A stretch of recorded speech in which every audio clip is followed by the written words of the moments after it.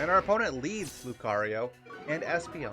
Lucario's inner focus stops our Intimidate for lowering its attack. We do get it off on the Espeon, but that doesn't matter, Espeon being a special attacker. I think I'm going to start off with the Terra Water here into Waterveil. I really don't want a fighting type move going into my very weak Abomasnow. And I think I'm going to Flare Blitz into Lucario. I think that's the bigger threat for me personally. Flare Blitz going off into Lucario, taking it out immediately. Love to see it. We are going to take a bit of recoil damage from that. About between a quarter and a third of our health. Our Waterveil goes up. Waterveil only able to go up in the snow. And we do see the Mimikyu. So, Mimikyu in mind. So I'm going to Blizzard here. And I think I'm going to Psychic Fangs into the Mimikyu. I failed to mention our opponent did use Future Set on Espeon. Oh, we see a Terra from our opponent here. They're going to Terra Mimikyu into Terra Fairy. I wonder if they're just going pure damage here. So our opponent uses Psychic onto Arcanine, doing a good chunk of damage. And we see a Play Rough from Mimikyu into Abomasnow.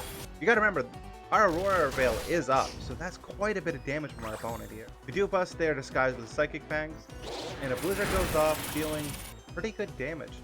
I am going to Extreme Speed into the Mimikyu now. It got rid of its Ghost type, meaning that it's not immune to normal anymore. So Extreme Speed, combined with that normal 10, should take that out. There we go. Mimikyu is gone. You don't even have to worry about this, guys, if you just do 1,000 damage to it. This does mean we'll get a single target. Oh, a Draining Kiss coming from Espeon, which doesn't do much. But we will see a single target Blizzard coming from Abomasnow doing a good chunk of damage. And the Future State coming in, finishing off Arcanine, which we actually want in this case, because we want Barraskewda to get a little bit of action in here, otherwise it doesn't count for the challenge. They burnt their Terra type, so Among Us is going to be super weak to Blizzard here. Aqua Jet and just get this thing off the field. Among Us 4 is a problem, as we saw in the last set of matches. Aqua Jet comes out, finishing off the Espeon. That Espeon put in more work than I thought it was going to, if I'm going to be honest. Barraskewda losing a little bit of its health from Life Orb.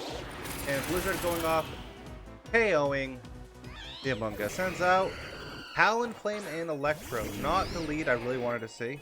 I think we're gonna Terra Water here.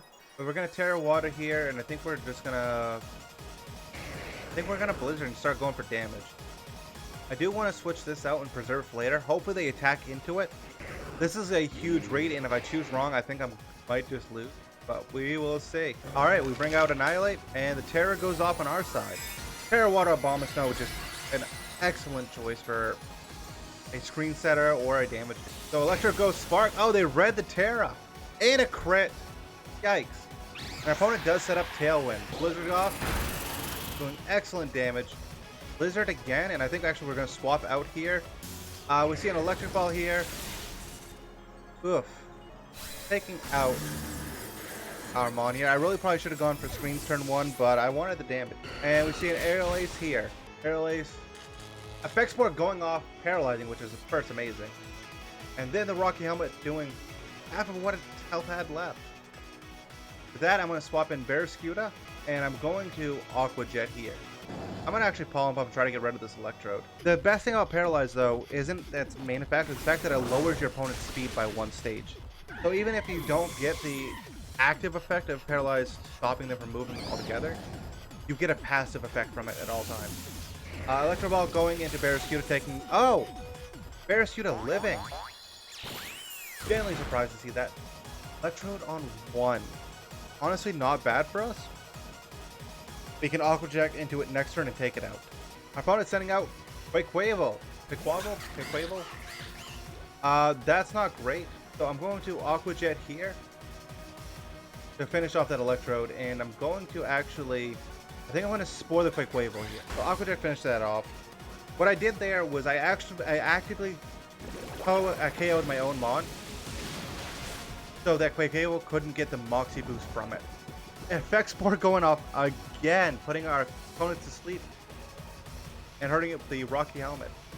Ice Spinner there, not a bad choice from our opponent's side, and their Tailwind Paters out. That was a crazy turn of events.